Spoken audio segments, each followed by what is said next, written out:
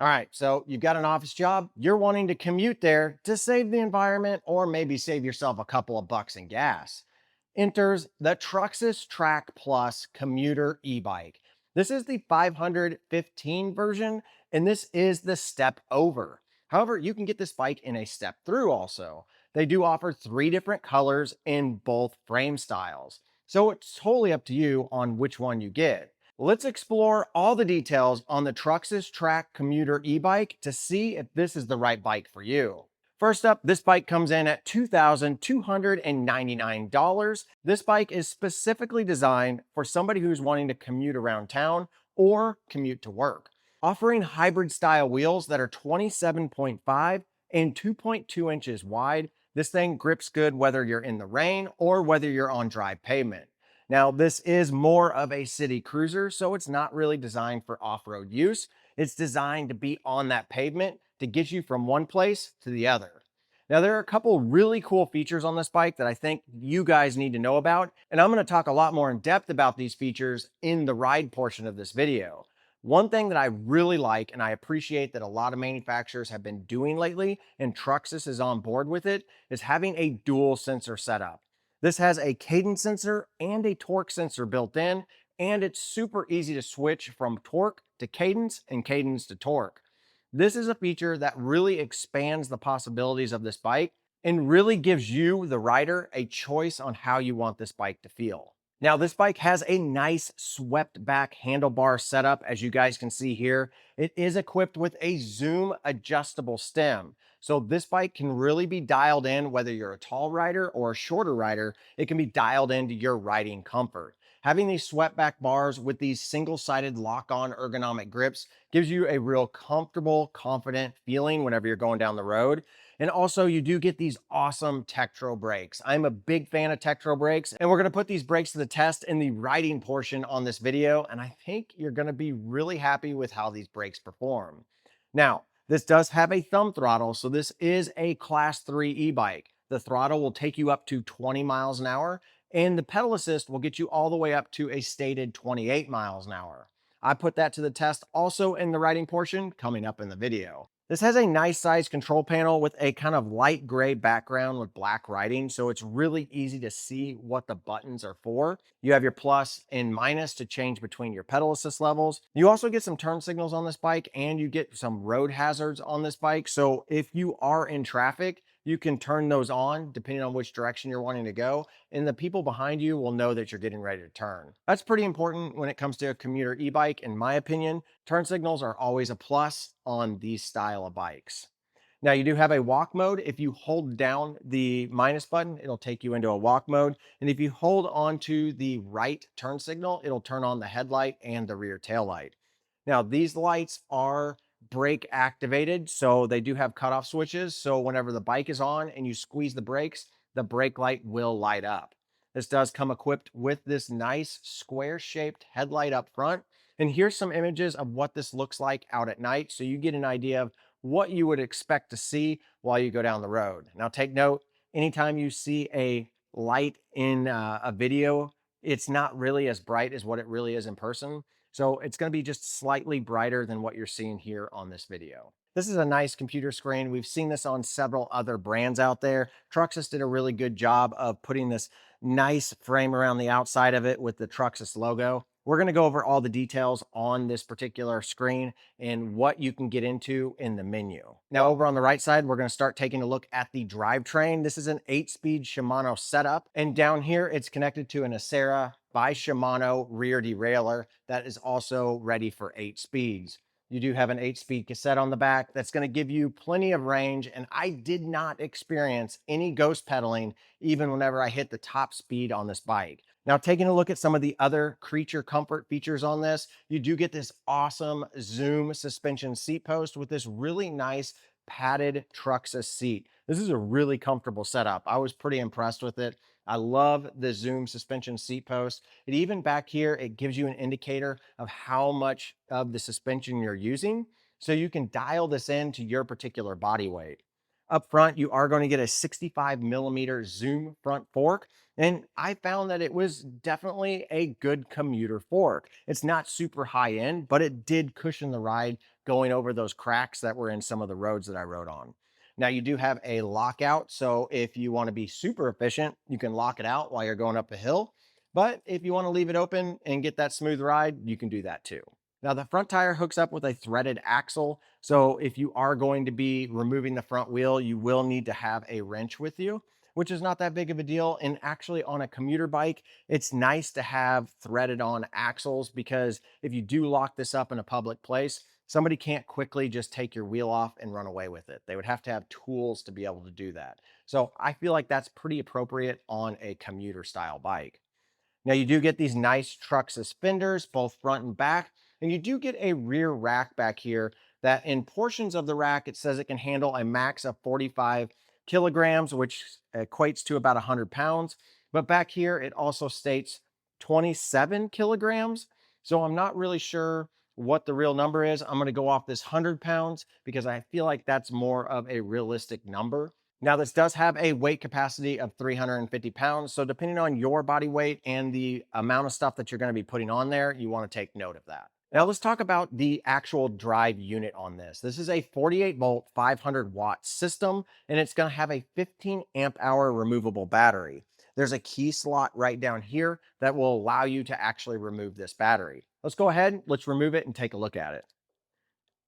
So the keys that it come with are real easy to use. You just basically insert them there, and then you're going to turn it back and then pop this battery out. It is a top load battery, which makes it really nice. So you don't have to worry about it falling out or having to turn the wheel whenever you go to take this battery out. Now, this particular battery is UL certified. And on this battery, they actually say that it is 15 amp hours, 48 volts, and they claim it's 720 watt hours. And you can charge this battery outside the bike. So if you are commuting on it, that's kind of an important thing to be able to take this into your job, plug this in at your desk or wherever you're at, and be able to get a nice charge. And then whenever you're ready to leave, you can just unplug it and then take this home and have a full battery on your way home. There is a battery indicator light right here. You can hit that power button and it'll give you the RGB colors on there to indicate whether or not it's full. Pretty basic, but nice to have on there so you know that, hey, my battery's not empty or my battery is full. And installing the battery is just as easy. Just make sure you have the terminals facing upwards. You just slide that in and then you can push down here on the bottom. Wait till it clicks, and then you turn the key forward until it clicks, and then you can pull the key out. And right here is your port if you want to charge the battery on the bike. Now they do have 3 different sizes that you can choose from, a small, medium, and large, and here are the recommended rider heights for each one of those frames. And as I was saying, this does have Tektro brakes, and those Tektro brakes are attached to 2-piston hydraulic calipers, and they have 180 millimeter rotors, both front and back. This bike is going to have more than enough stopping power to stop this bike, plus any of the weight that you put on it. So there you go. That's pretty much everything. Let's go ahead, let's hit the road and show you guys what this bike is capable of out on a ride. All right, we are out here on the Troxus Track Plus. Let's go ahead and let's test the pedal assist levels. And I'm going to leave this on the cadence sensor. And how you know it's on the cadence sensor is on your screen, there is a little cyclist next to the numbers that display for your miles, whether you're on trip or whether you're on your odometer. If you see a little cyclist image right next to it that looks like this, then you know you're on cadence. To switch between cadence and torque, you simply hold the plus button down. When the little cyclist guy disappears, that means you're on the torque sensor. I'm going to use cadence because I want to be able to see what the maximum speed is for each pedal assist. And it's a lot easier to get an accurate rating on how fast they'll go since I don't have to put any pressure on the pedals. It's just going to produce the power that it should produce for that pedal assist level. So pedal assist level 1 looks like it gets us up to about 9.8 miles an hour. Pedal assist level 2 looks like we're getting right about 13 miles an hour. Pedal assist 3, it's got some get up and go, that's for sure. We're going about 16.2. Pedal assist 4. Woo! Now we're cruising. And we are up to 20.6. And pedal assist 5. This is a class 3 bike, so this should get us going. Man, it's cooking now. Let's see if it'll get up to that 28 miles an hour. This is a nice flat area. It should be able to do it. All right, I'm seeing 26.8, 27, 27.1, 27.2. This bike is cruising. What a comfortable ride. These swept back bars feel absolutely awesome. I'm gonna slow it down here. I'm gonna turn it back onto torque sensor so I can easily talk to you guys and ride casually. That's one of the nice things about a torque sensor is that you can ride casually in any pedal assist level and still get the power when you need it.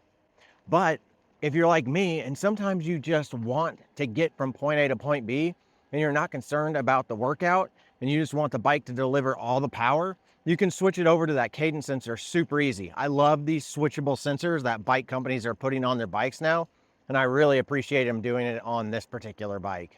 All right, guys, if you're enjoying my videos, there's one thing that I really ask. Just watch these videos all the way through. Okay, so this particular bike is equipped with my favorite brakes. We are seeing these a lot on a lot of bikes lately. These are the Tektro hydraulic brakes. These have mineral oil in them and they brake really, really well with a 2-piston setup. And these things should stop very, very well. However, as you can see, we've got some wet conditions today. We did have some rain that ran through a few hours ago and I was hoping the roads would be dry, but they're a little bit wet. And off in the distance there, it doesn't look too nice. It looks like we might be getting some more rain here soon. But I'm gonna go ahead and test this because this is a real world test and we're gonna see if this bike stops good in the rain. I bet it will because the hydraulic brakes are phenomenal on this bike. We're gonna get her up to about 20 miles an hour and,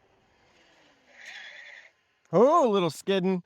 But yeah, that did really good. So most of my bikes nowadays have been stopping about that distance with these brakes.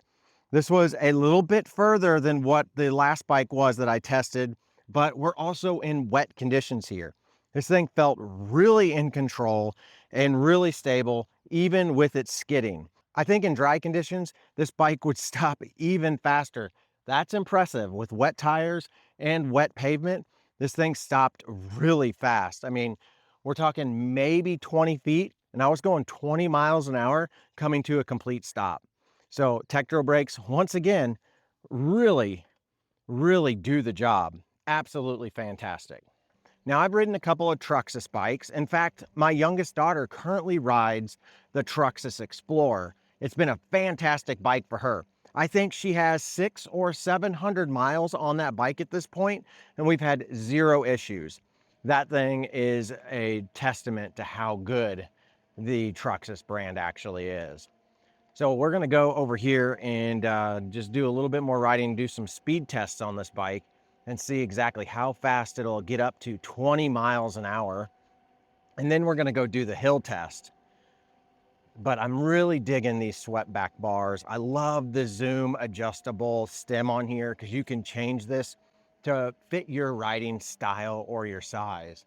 Ooh, we're getting a little bit of sprinkles. Hopefully I don't have to cut this short and come back out. We can continue our testing. The zoom fork seems to be working really well. We'll go over some bumps here.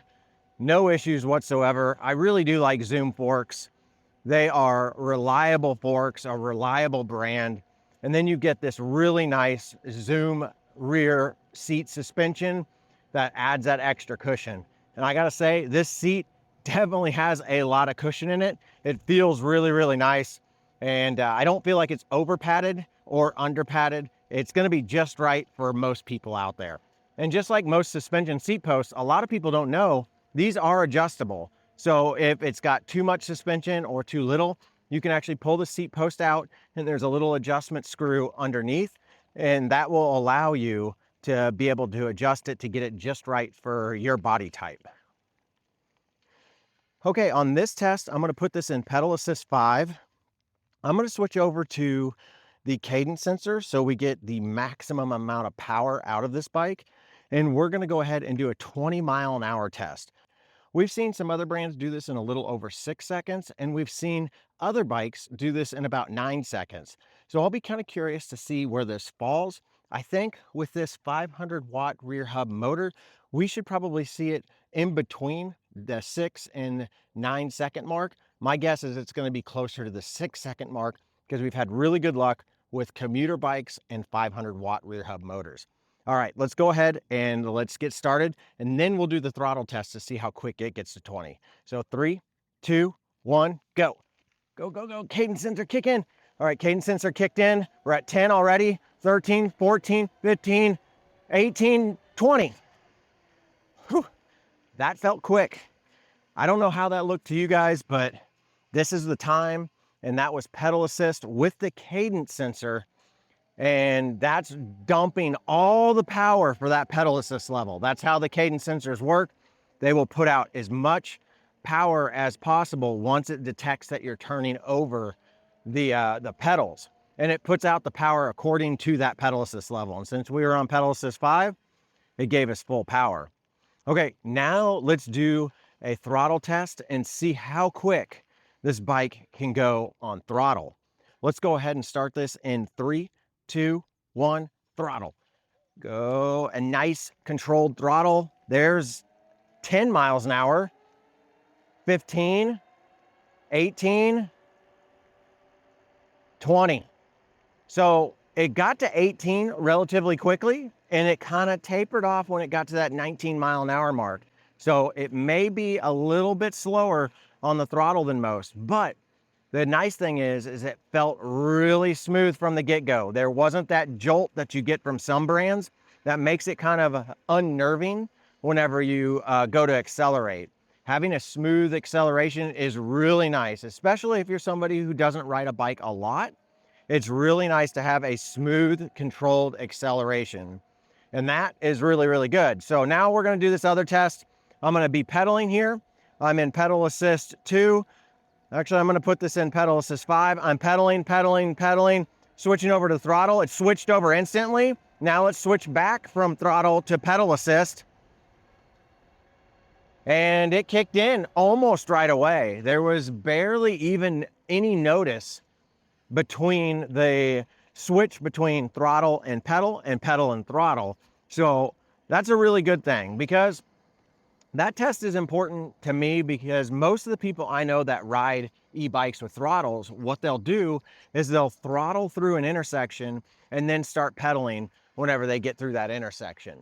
And it's important for this bike to kick in really quickly so they don't lose any of that power, especially if you're going up a hill. You don't want that power drop.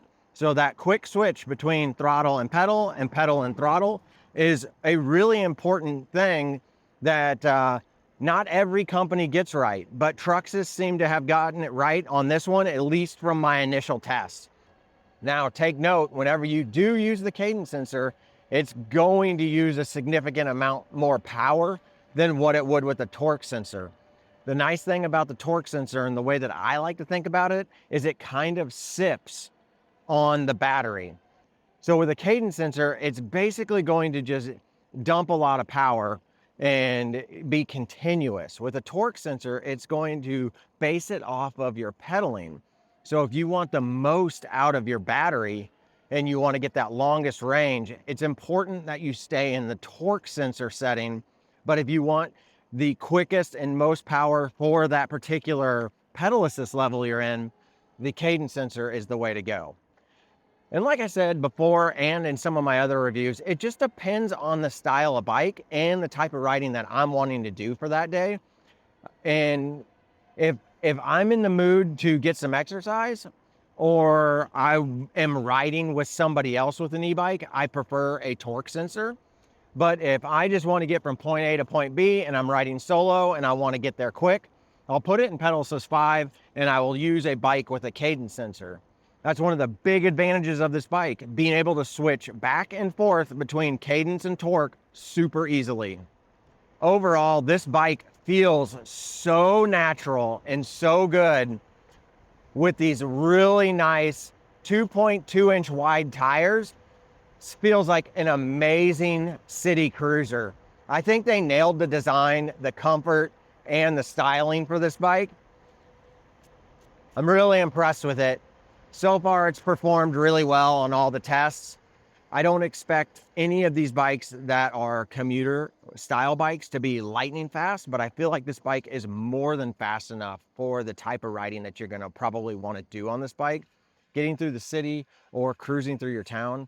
Yeah, this bike is great. These brakes are phenomenal. I love having these fenders on here, especially since I had some rain today and the roads were a little bit wet.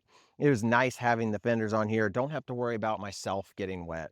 Having this nice rack back here that does state 100 pounds capacity on it is really nice because you can put pannier bags on it. You could put a basket on it. You could go to the grocery store, run to your office, put your laptop back there. Super, super nice setup. I also do want to say this thing feels really good. I haven't noticed any ghost pedaling. The way that they have this set up with this 8-speed setup, it's really efficient. I feel like the crankset is the right size, and I feel like this 8-speed setup is ideal for most e-bikes. In one of my last reviews, I reviewed a bike with a 7-speed, and you can kind of see the ghost pedaling because they can't get that gear small enough on the back. And with an 8-speed, it seems to solve all that issue. And this one, I've had no issues with ghost pedaling. But we're going to see how well this thing shifts with this Shimano rear derailleur back here. The nice thing is this is kind of a entry level, but not the lowest level rear derailleur. I think this thing's going to perform really well. Let's go ahead and let's get this hill climb started. Again, we are going to have this in cadence. We're going to throttle, and then we're going to start pedaling, and we're going to get up to the top of this hill. 3, 2, 1, go. We're going to throttle up, and the throttle's not super fast, so I'm going to go ahead and switch over because the pedaling is much more peppy on pedal assist 5. And if you guys are familiar with this, this hill is 19% grade, and it's like a quarter-mile long, so it's a long hill. We got up to a little over 20. I did my first shift here. We're in gear number 5, it looks like, thanks to the little window on the gear shifter. And if we can keep this bike above 10 miles an hour, then I call it a good hill climber. Right now we're at 15, and it's about 15% grade. But right up here by this driveway, this is where it gets tricky. This is where motors struggle. And this is a 19% grade right here. We're at 10 miles an hour, 9 miles an hour, 8 miles an hour, holding at 8, jumping between 8 and 9 now. This is where it gets a little less steep, going up to 9, back down to 8, back to 9, and there's 10, a little bit of shifting, and there's the top. As I said, if a bike can't do that hill and stay above 10 miles an hour, I don't classify it as the best hill climber. So take note of that. That was a very steep hill, but it was definitely the test that I perform on all the other brands. All right, guys, here's a quick look of what it will look like when you're behind the handlebars. As you can see, you've got all of your controls up here. These bars are swept back really nicely. You got your nice display on here, which I'm able to see with my glasses on, which is nice. And you do have your adjustable stem right here. Everything looks nice and clean from here. The only thing that I see on this is that this front brake cable is a little bit long, or brake housing is a little bit long, but that's not gonna hurt anything. And if that does come a little bit longer on your bike, you can easily tuck it back up over here, kind of zip tie it together, or you could take it to a local bike shop and they could shorten that and re-bleed your brakes. That's not that big of a deal, but everything else looks really good. And this is what it'll look like when you're riding the bike. Now, as for the actual miles that Troxus claims that you should be able to get on this bike, they're claiming a maximum of 70 miles. And that's definitely going to be on flat ground, premium conditions with pedal assist 1. So as you guys know, if you put out more power, like through pedal assist 5, pedal assist 4, if you're using the cadence sensor versus the torque sensor, all those numbers are going to change slightly. So take that and as a note, and maximum distance that they're claiming is 70 miles on pedal assist 1, and that's going to be using the torque sensor on flat ground. Okay guys, let's head back to the house. Let's kind of go over some of the additional features on this bike, and let's also go through the full menu system and all the other details that you may want to know. Okay, so here's what the computer is going to look like whenever you're riding down the road. You're going to have your battery bars up here. Looks like you get 5 bars total, and it's got a percentage right here. So that's really nice. You can see exactly where your battery status is. This is where your miles per hour or kilometers per hour is going to sit. And then you have your pedal assist level right there. Your plus and minus button will change through that. Okay, so if we want to switch between the trip, odometer, and max and average, you simply have to hold the left turn signal down. It's a little bit slow to get through these, but whenever you hold that down, you'll see that it actually changes through, so you can actually see exactly what those numbers are. There seems to be an extra one right here that shows 31.6. I'm not sure what that's indicating, but then whenever you hit it again, it'll go back to your trip setting. Now, if you want to turn on your hazard lights, so both blinkers, you're just going to simply tap the power button. You can turn on the right signal or the left signal. And these particular signals, they do not seem to shut off by themselves. As you can see right here, here is the little guy that I was talking about earlier in the video that indicates that it is a cadence sensor. If you hold the plus button and it disappears, now we're using the torque sensor. So if you hold it again, the little guy will appear, and now it is the cadence sensor. If you want to get into the menu, you just simply hold the plus and minus button, and this is going to give you the simple P settings. The first one is going to be whether or not you're using miles per hour or kilometers. P2 is going to be your voltage. You're not going to want to mess with that. P3, I believe, is going to set your pedal assist level numbers. You have a 0 and a 5. However, they don't list this in the manual, so I'm not really 100% sure. I wouldn't mess with it if I were you, because you don't want to mess up the factory settings. P4 is not listed, but it looks like that is going to be the wheel size. P5 is also not listed, but that looks to be the maximum speed. P6 is going to be whether or not you want to have a passcode, yes or no, and it defaults in at no. P7, there is no information on what P7 is. And then we go back to P1. So that's going to be your menu setup on the Troxus Track Plus. There are 2 last things that I want to mention about the Troxus bike. All 2024 models and newer have a 5-year limited warranty. Plus, if you want, you can actually try the bike before you buy it at one of their retail partners. I'll put some links down below so you can check out if there's a retail partner near you. So there you go. That's the Troxus Track Plus commuter e-bike. And this particular one is the 515. And I think they did a very good job on this. This bike looks really stylish. It has a good amount of battery, a decent amount of power, great brakes. It's very comfortable and ergonomic. And the suspension and the suspension seat post seem to work really, really well. I think this is a really nice bike, and coming in at $2,299, you can pick one up for yourself.